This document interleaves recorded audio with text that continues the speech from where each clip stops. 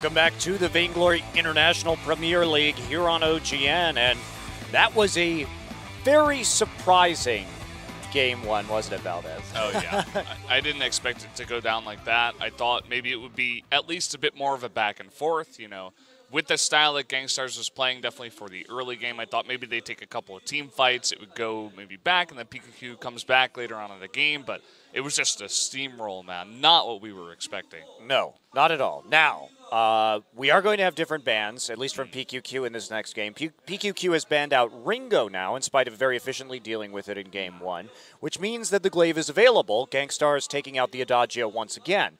So, in this particular situation, when they have glaive, we've seen they've only gotten glaive one time this tournament. They put Cole in lane. They put the Vox in the jungle. Does that work here again? Are they even going to run that strategy? I think they should. It's their last chance here, essentially. They need to win this next game here to go to game 3.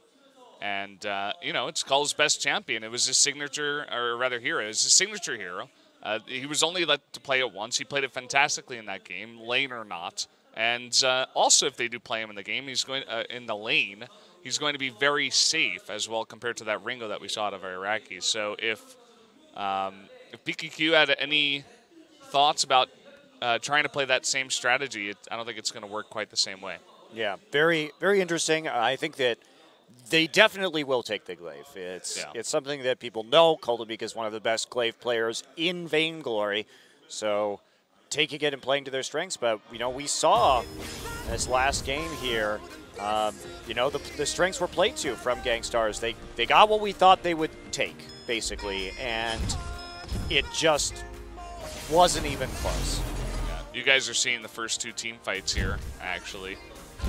Gabe going down. It was a double ace within a minute of each other, I believe. And then they got the gold mine, of course. So yeah, and the snowball was perfect from that point forward. They controlled the map. They made sure that there wasn't ever a chance for Gangstars to come back in terms of farm or anything of the sort. And that was a pretty easy win for PQQ. But, man, going into this next game, if Gangstars switch it up, we know PQQ can play for the late game. We know they do very well when given time to farm, when given time to scale. And, interestingly, if they have to go for the same style as PQQ, I don't think they can do it. So they may have to try and all in on the early game again and hope it works this time. We are going into, it looks like the players are just doing a practice match right now to make sure that everything is going according to plan.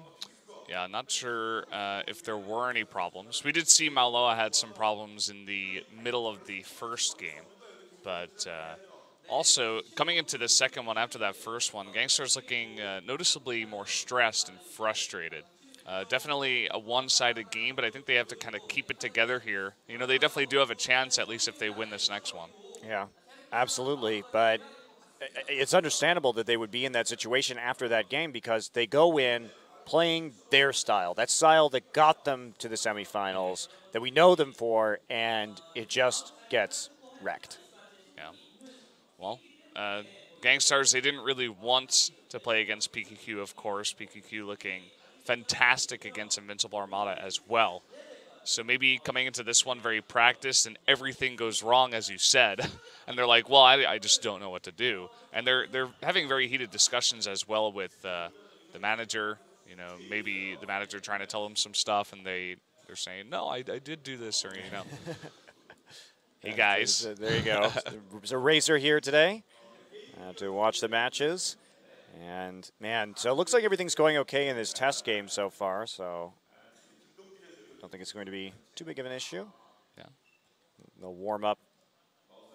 Nobody appears to be having any issues. So Jason looking over the shoulder of Cull. Maybe he was having some issues as well, but just want to get these sorted out. Want to make sure we have the most fair and even second game here as possible.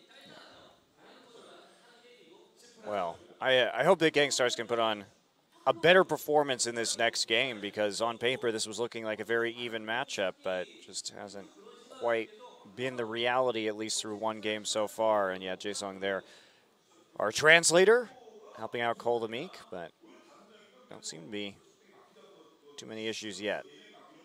I'm just watching this practice game. Iraqi kiting 2 heroes underneath the turret. Wins the fight. Mental victory here for Iraqi. It's back in the game now. So I hope that if PQQ does win this, we'll see what they can hold on to.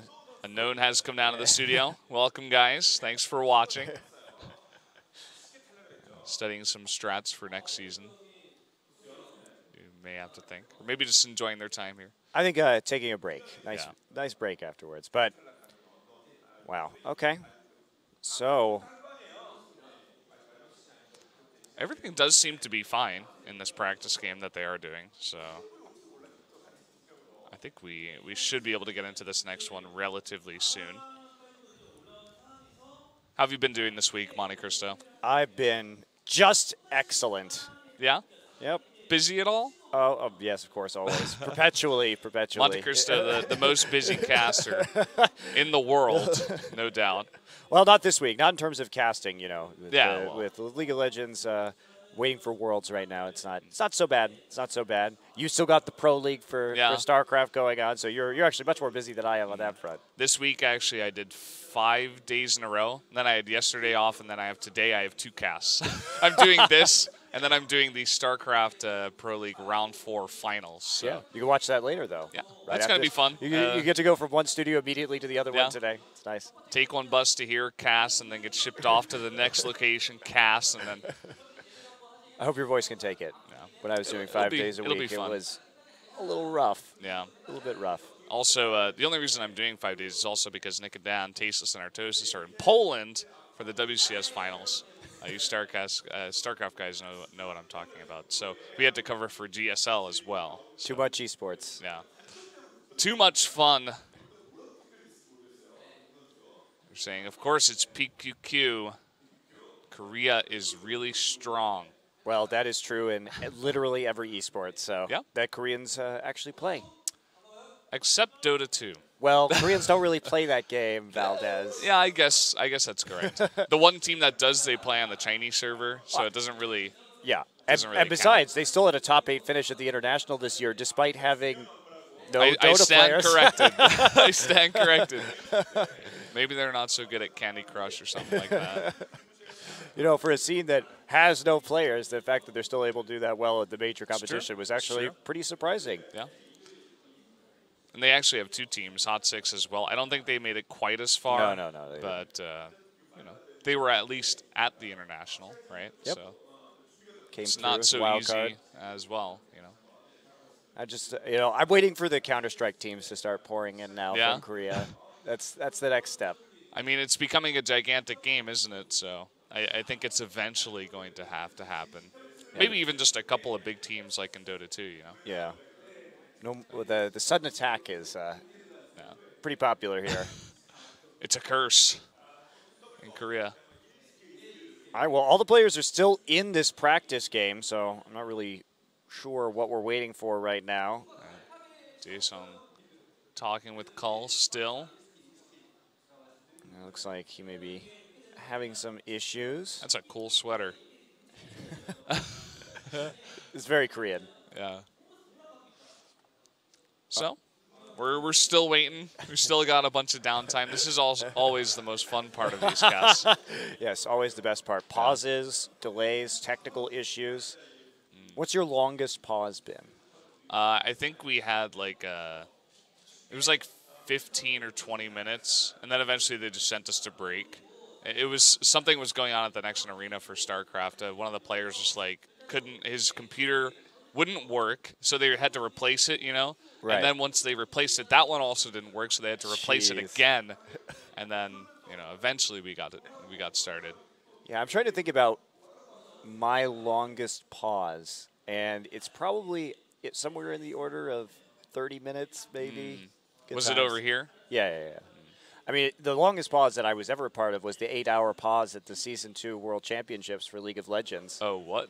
Yeah. That happened? 8 hours? Yeah, they had an 8-hour delay in a playoff match. How does that work out in terms of production? Well, I will tell you, Valdez, they played the same song on loop for 8 hours. And you were there. You had to endure that entire Yeah, thing. I was actually in the ESPN zone. So it was in LA Live in Los Angeles. And I was pressed at that event. So they had the ESPN zone. Katie and Jake, Philip and Athena. Yeah, they had the ESPN zone, and it had a feed into, so you could watch on all the TVs at the ESPN zone. And so, yeah, I didn't even have the option of muting it. That was the worst Oh, part. that's terrible. That was the worst part. Oh, man. Lots of fan signs. You can also tell that the average audience for Vainglory is a bit younger. Which is interesting because the players are older. Like, the pro Yeah. players generally tend to skew older, but fans here. I'm actually kind of surprised that more, not more of these pro gamers are a bit younger. Maybe even like 12, 13-year-olds could possibly get into it. It's okay. I'm not sure about Rain, It's- actually. He it's does look coming. pretty young. Like, I should ask him first. It's okay. The 17-year-olds are coming to take all the jobs like they always do in esports. Just wait for it. You don't have to wait long. Wait I for think. next season, maybe. Like, I think it's awesome, though. I think that just really speaks to the, mobile gaming nature of this game. It really spans many different ages. Older people play it. They're looking for a new game to play on the train on the way to work, and they're like, oh, I love this game. I want to become a pro at this game. And then there's other, younger kids who are just getting started. Maybe they have their own iPad. They use it for long car trips or when they're waiting for their moms at a coffee shop. They can play some Vainglory. I like to give this whole story about where people are playing things. It's a very Korean story, playing on the subway. Not something you can do. I came from New York City here, and that is there is no cell service in the subway in New York. Oh, this is very particular to Korea, where you basically just have LTE cell service absolutely everywhere, whether you're underground, walking around. Everyone's on top connected of a mountain. everywhere. Yeah, Doesn't matter. it's true. It's true. There will be a Wi-Fi box on top of the mountain, and it's part of the reason why the mobile gaming industry in Korea specifically is so gigantic. Like Yeah. new games that almost nearly copy each other in terms of the way they play out, like Diablo-type games on your phone where you're just like clicking certain buttons and you're just grinding through different dungeons. There's a lot of those games. There was even like a Marvel game that was very popular over Really? here. I think there was like a I know couple nothing of them. about this. Yeah, there are so many games. I had a friend actually who worked at a company translating for those games, and he said, "I get a new game every week, and they use the same words, like attack power essentially, or magic ability, stuff like this, and he would just have to translate them into Korean every time, and it really spoke to the lack of creativity, I suppose, but kind of an oversaturated market, I suppose. But Vainglory definitely new in that sense, new and exciting. Indeed. Well, I don't know what is going on now because Cole is the people have left Cole's desk, so now we're They're giving them some purgatory. time to recuperate after that steamroll. They're like, okay, we'll give you guys like 10 minutes. Just sit back and like take it easy. Like, don't get too angry here. We can before we get into that second game. Oh, Realistically, it's probably just some kind of technical issue, and they're still talking over it. And maybe Cole's like, no, it's still there. And Jason's like, no, it's not. What are you talking about? Oh, now they're having a chat with Gabe, so They're like, hey, you should stop recalling over and over when you're losing. Like, that was not a bug. That was Yeah. just troll. that was just Gabe. Oh man. Having some conversations with Maloa too, so we'll see where this goes. We're just currently in casting purgatory. This is where we go for our casting sins. Yeah. We've all made some casting sins, saying one too many, going a little bit too far, at times. We just have to be punished for it. No, This going this too what far happens. is my thing. That's That my is your thing thing, about actually. Valdez. Maybe some casters have sinned for not going far enough. Being too politically correct. But it does look like the issues are done. Oh boy, a game. Cheer. That's why I came here for today, Valdez. That's right. Glaive auto lock by Rain. Interesting. So that is not a hero we have seen Rain play. just Kroll and Taka, so pulling out something new here, but they're going to go with the stalwarts, Vox and Catherine, that they had last game, considering that that Adagio is banned out once again by Gangstars. I wonder what Araki Zoro is going to pick up here. Will he go for something like Vox, or is he actually going to lock in Celeste? Yeah, this would be a different pickup for him, only playing Ringo and Vox so far this season. So playing a late game, more zone control Crystal Power carry would be quite a difference for him. He likes to get in there. Both Ringo and Vox heroes that you get into the fight with, you use your kiting skills. It's not so much about firing from afar like a Scarf or a Celeste would be. And he's usually used to that because, you know, Cull is usually playing some kind of hero that can lock down one enemy hero, and Gabe is usually right on top of him, just watching, using the Crucible at the right time. We saw a little bit of that early on today. We got an intro to their play. And will be the Vox again. Glaive and Arden. Let's get into game 2.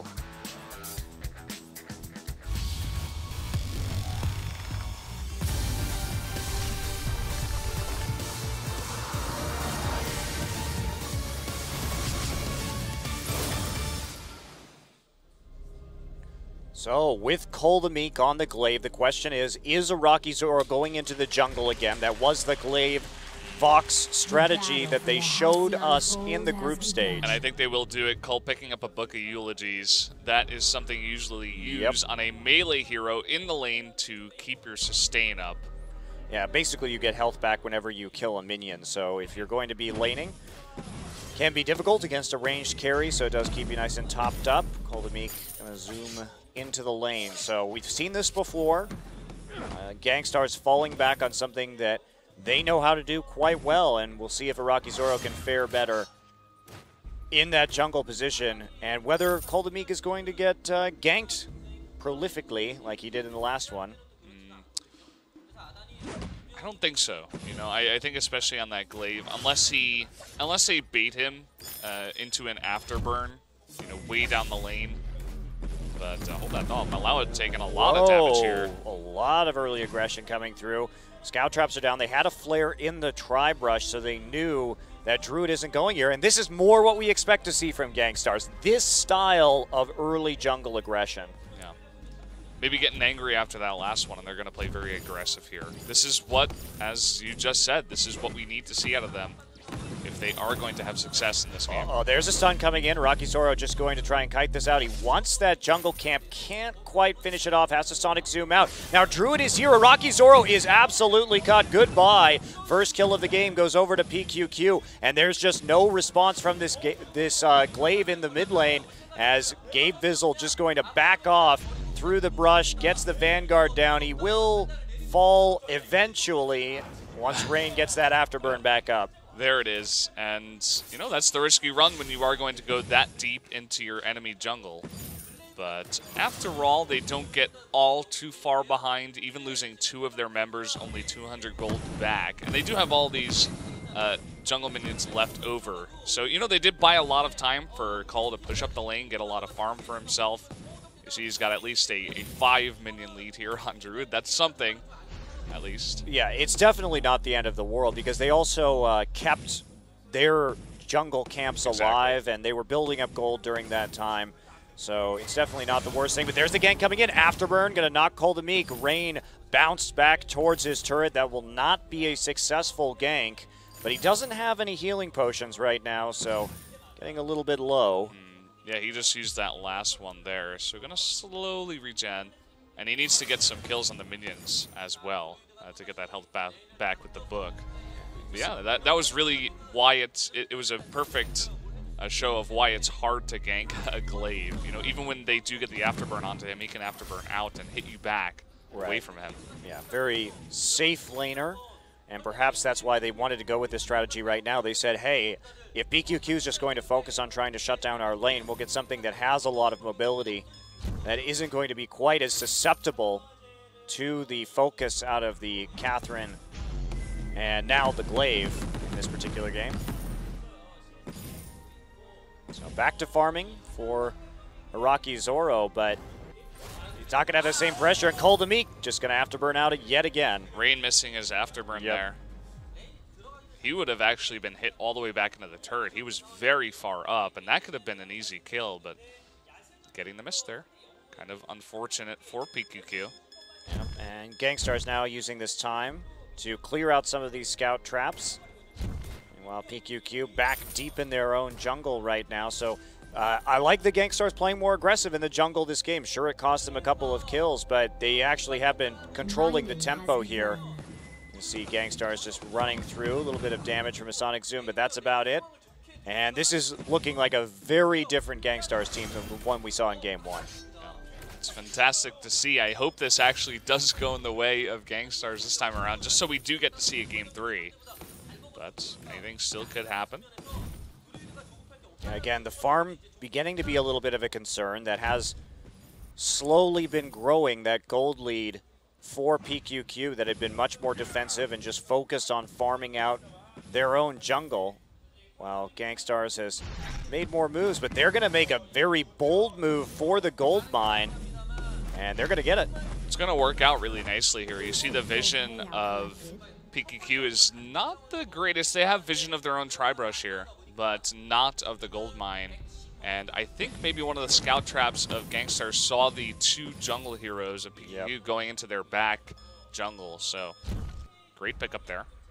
Yeah, nice timing. Minion Candy already down onto the gold mine. So PQQ dance around these scout traps, and they're not actually going to go for that miner. So Gangstars finally picking up some objectives here in this game, something that they sorely lacked in the last one. Still somehow behind on the gold. Actually getting ahead right here, but it's very even at this point. Druid taking a bunch of damage right there from the glaive. Coldamique starting to get some nice items, and there you go. Afterburn will knock him back, but here comes the counter gank. Game Fizzle right in the front line. Rain taking a lot of damage. Now Zoro coming in at full HP, does deal a lot of damage. Nice dodge on the ultimate there, but Iraqi Zoro still going to pick up a kill. The members of PQQ did a great job of dodging the Vox ult. Very nicely done there, but also Iraqi hitting 6 at the perfect time. This is going to give them so much pressure to get into the jungle now of PQQ and take so much farm. Take a lot of damage too, but they're going to use every second they have, clearing out that enemy jungle, taking the edge that they can get. Gabe just going to recall safely down in the bottom side, and now they can sweep through their own jungle in response. PQQ wants to try and get a gold miner here as a counter pickup. They know that there was a big back. Mallow going to take some nice poke damage, but the gold miner will go to PQQ, and they're going to try and turn around. There's the stun from the Catherine. Iraqi Zoro absolutely destroyed. Coldamique not with a lot of HP, but he comes in and takes out Druid immediately, and here we go. 2 kills for Gangstars. What a great way to answer, and this game is much closer. Oh, yeah. Fantastically done by Iraqi, actually. I have to say, he baited them all into the scout traps. I think it was kind of a slow re-engage there from Cull. I think he was waiting for possibly Gabe on that Arden. But nonetheless, they do win that team fight. Not going to go for the gold miners yet. I don't think they had enough of an advantage after that fight. Cull was very low. Well, there's also no reason to take it right now. Well, Iraqi Zoro, you know, he did get a little bit destroyed, but look at the AoE damage from the scout trap. Beautiful play from Cull. The ultimate coming in there, just huge amount of damage. There he is. He is the most famous glaive player we do have in the world, possibly at this point, and you know, they allowed him to play it, and we're gonna get to see it. It's quite awesome. Yeah, and he's taken such a huge farm advantage. Look at that, Coldamique getting so much in terms of gold this game, has 2 kills as well, so he is definitely much more of a threat than Rain at this stage, and they're going to go for it again. There's the Afterburn shooting Rain right into the team. Rain going to disengage with that Afterburn of his own, but PQQ getting low. Iraqi Zoro trying to kite this out from the side. Druid has a giant glaive on top of him, and Malloa has to run after Rain falls. They're going to try and fight around this gold mine, but it doesn't matter. As we do see the gold miner, they want to take it, they are going to take it, and Gangstars with a commanding lead now. Yeah, just another fantastic team fight there. You saw the ultimate, the Wayfarer, really just missing a lot of those members. I think it may have hit 1, but it was just not enough. I mean, I feel like Kuldamik got a very good engage as well onto Rain, and Rain really wasn't able to do much. He never really afterburned out, took a lot of damage, went down very fast to Araki Zoro, and from there they had a huge advantage 3-on-2. Araki Zoro will be the one in lane now. He's trying to catch up on that deficit, 20 down to Druid. So farm about even, though, between these two teams. You see the laners pretty much even, the junglers, a little bit of an advantage for Araki Zoro over Rain, but that's not what's breaking the game right now. It's really just the amount of control that they've managed to take Gangstars over the map.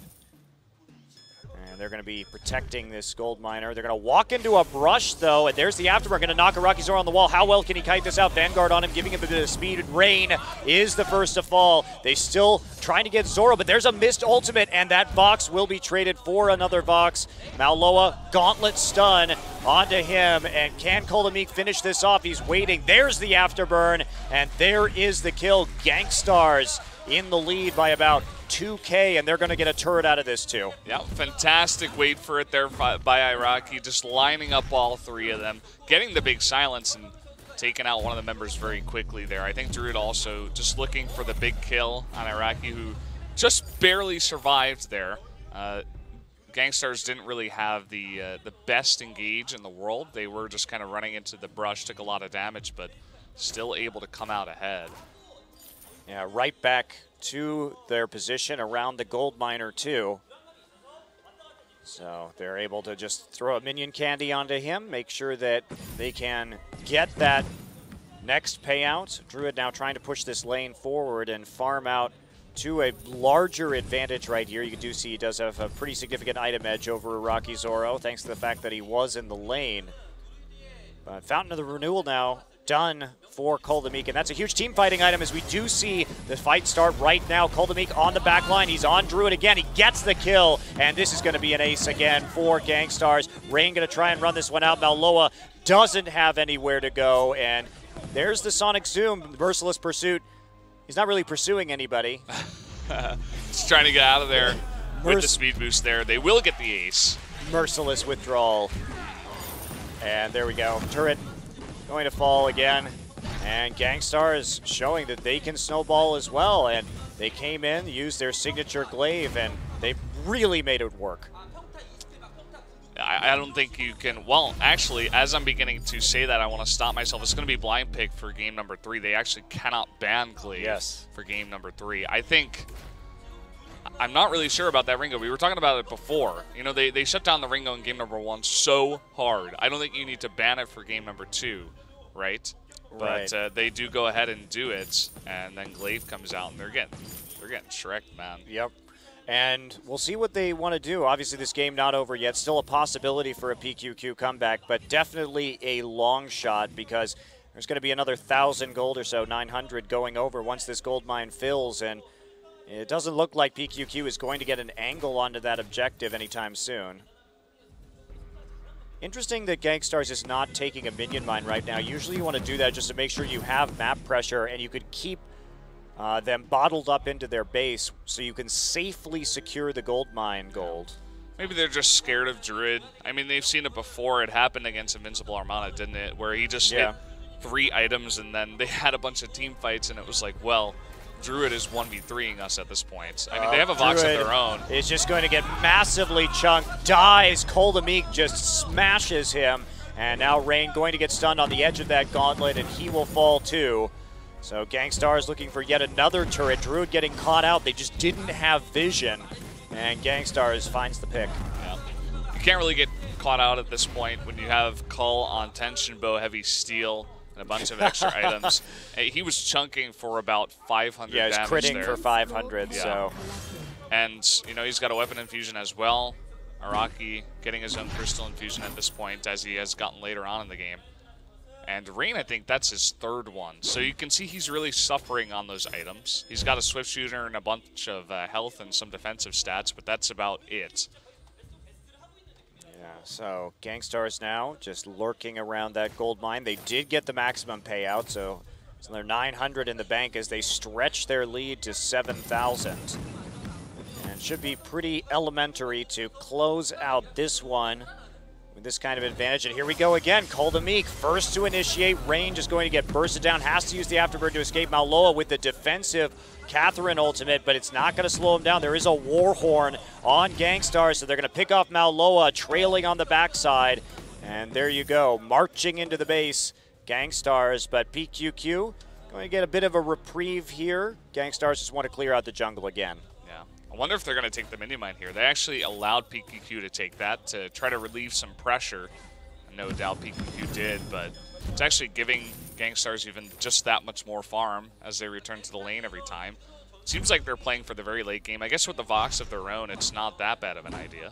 No, it's not. And the Vox, too, pretty much even with Druid at this stage. Sure, there's that farm differential, but when you consider all the turrets and gold mine payouts that Gangstars has collected, it's going to be a pretty rich Vox himself. So they're going to come around again. PQQ trying to push out. They're going to get boxed in. Koldemeek could be set up for a big cleave hit here, but they are going to split up at the last second. Rocky Zoro on the side. Rain trying to take care of him. Game Bizzle has boxed up Druid. Now jumps with that Vanguard. What a great afterburn, just sending Druid right into the middle of the team. And there is the ace and probably the game for Gangstars. We'll see if they actually have enough minions. They're going to have to wait a while for a wave, but they can just tank the turrets with Gabe. Yep, they're just going in. Rain's still on 5 more seconds, and they're going to be able to chunk down these turrets and take the win. Wow. Huge game from Gangstars. They will force game number 3. And that was, we've had 2 very one-sided games. Great comeback from the Gangstars after a tough first one. And we are going to go into that game 3, the deciding match. There will be no bans here, which means that we're going to see the best from both of these top-tier teams. Awesome. And no doubt, I think we will be seeing an Adagio out of Mauloa. Played the Catherine really nicely in that first game, really shutting down the Ringo, but when there was no Ringo to shut down in game number 2, kind of unimpressive to me. I also really have to give Gabe a bit of a shout-out for that last fight as well. He just was waiting for the perfect gauntlet, and he trapped Vox alone, and the other 2 members were just left to die. Yep. You know? It was really nice. And the engage, too, at the end with the afterburn, you really see why Glaive is banned against Gangstars. Cole is just fantastic on that pick. It's unbelievable play. Well, we're going to take a quick break, guys. Game 3, the final in this semifinal match, coming up next.